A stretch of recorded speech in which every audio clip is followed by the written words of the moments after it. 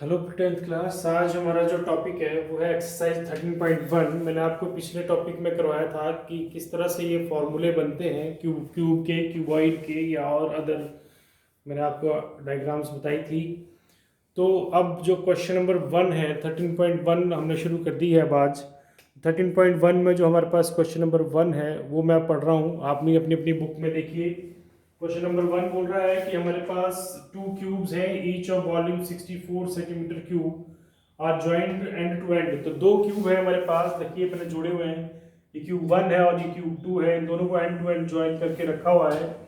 और volume of cube given है, volume of cube is given 64 centimetre cube. ठीक है, तो आपको पता है क्यूब का वॉल्यूम, मैंने कल आपको फॉर्मूला बताया था, एल क्यूब होता है क्यूब का वॉल्यूम। तो this is equal to 64 centimetre cube. तो इसका मतलब एल क्या हो गया, एल हो गया, इसका क्यूब रूट ले लीजिए तो क्यूब रूट आएगा 4, 4 4 जा 16, 16 4 जा 64। ठीक है ना, तो ये आ गया आपके पास 4 सेंटीमीटर। अब जब आपने इसको एंड टू एंड ज्वाइन कर लिया तो एंड टू एंड ज्वाइन करके ये क्यूबॉइड बन गया है। और क्यूबॉइड बनने के बाद इसकी जो लेंथ है वो बदल गई, क्योंकि इसकी लेंथ हो गई L प्लस L यानी कि 2L। लेकिन जो विड्थ है और जो हाइट है दैट रिमेन सेम, वो नहीं बदली, क्योंकि वो किनारे तो वैसे ही रह गए ना उसके। इसका मतलब ये क्यूबॉइड बन गया of having length 2L and width and height remains L and L। तो अब इसको पूछा जा रहा है आपसे कि बताओ find the surface area of resulting cuboid. तो आपको पता है सरफेस एरिया का क्या फॉर्मूला होता है, surface area of resulting cuboid.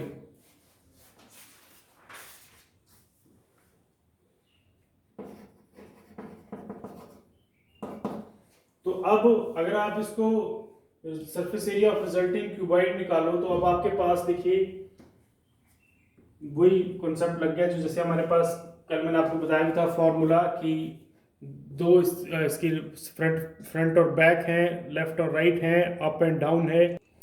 तो वॉल्यूम ऑफ क्यूबॉइड आपको बताया था मैंने कि 2 into L into B plus B into H plus H into L का volume, sorry surface area of cuboid.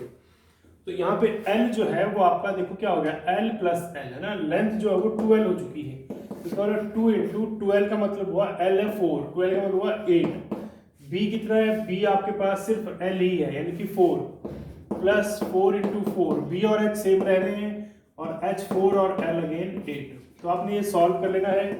2 into 32 plus 16 plus 32, तो आपके पास आ गया 2 into 80, that means 160 centimetre square. तो ये आपके पास आ गया surface area of resulting cuboid. ठीक है, अब क्वेश्चन नंबर 2 देखिए। क्वेश्चन नंबर 2 में कहा हुआ है आपको कि आपके पास एक वेसल है, is in the form of hollow hemisphere है ना, ये हेमिस्फीयर है, जैसे कि आपकी कोई कटोरी है वो है इस तरह से, और उसके ऊपर एक सिलेंड्रिकल पार्ट रखा हुआ है माउंटेड बाय हॉलो सिलेंडर, जो अंदर से खाली होते हैं उनको हॉलो बोलते हैं। The diameter of the hemisphere is 14 centimetre. जिसका डायमीटर है ये पूरा, ये 14 सेंटीमीटर है, तो जो ऊपर रखा हुआ है उसका भी 14 सेंटीमीटर ही हो गया डायमीटर। ठीक है, and the total height of the vessel is 13 centimetre. तो टोटल हाइट इसकी 13 है, जिसमें से 7 तो इसका रेडियस हो गया क्योंकि हेमिस्फीयर है ना ये, तो इसका आर जितना ये होगा इतना ये होगा, ऊपर बच गया 6, टोटल हो गया 13। यहाँ पे सिलेंडर की हाइट भी आ गई हमारे पास। तो बोला सरफेस एरिया ऑफ वेसल निकालिए। तो बड़ी सीधी सी बात है, आपके पास सरफेस एरिया ऑफ वेसल क्या आ जाएगा, surface area of vessel is equal to surface area of hemisphere plus surface area of cylinder. सही बात है, तो इन दोनों का सरफेस एरिया आप ऐड कर देंगे तो आपके पास टोटल सरफेस एरिया आ जाएगा।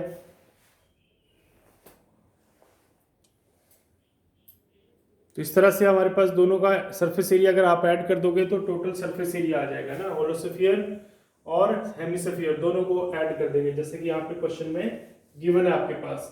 तो आपको याद होगा कल मैं आपको बता रहा था कि जो हेमिस्फीयर है उसका सरफेस एरिया होता है 2 पाई आर स्क्वायर। हेमी हो गया ना, आधा कर दिया, 4 पाई आर स्क्वायर का आधा हो गया। और जो दूसरा है अपना सिलेंडर है, वो सिलेंडर का होता है 2 pi R H, curve surface area 2 pi R H.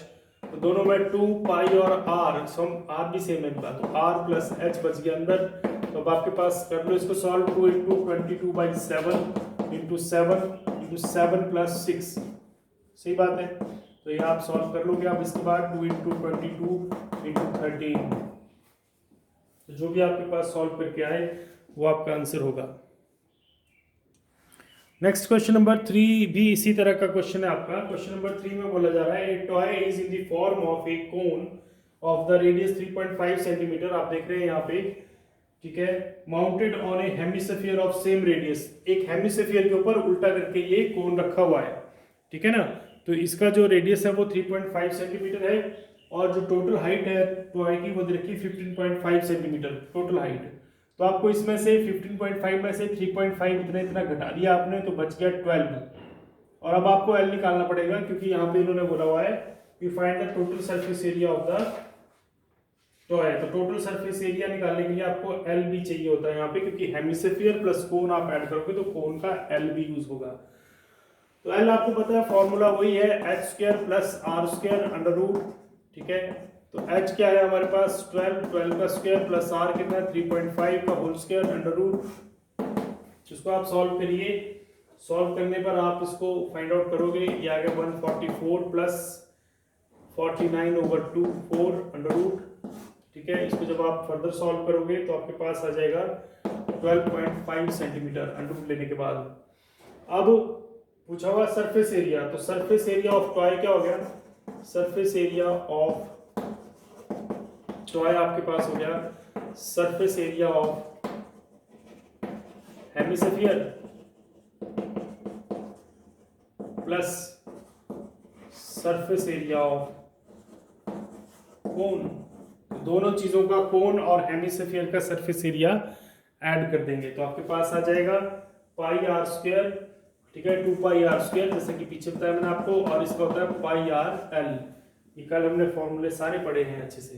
तो इसमें 2 और पाई और r कॉमन है, अंदर आ गया r प्लस एल। तो ये आपने सॉल्व कर लेना, इसके बाद वैल्यूज भरिएगा और आपके पास जो है वो आंसर आ जाएगा, ठीक है। तो यहाँ तक करते हैं, ये तीसरा क्वेश्चन चल रहा है हमारा, ठीक है। तो इसके बाद 4th ऑनवर्ड्स क्वेश्चन कल करते हैं।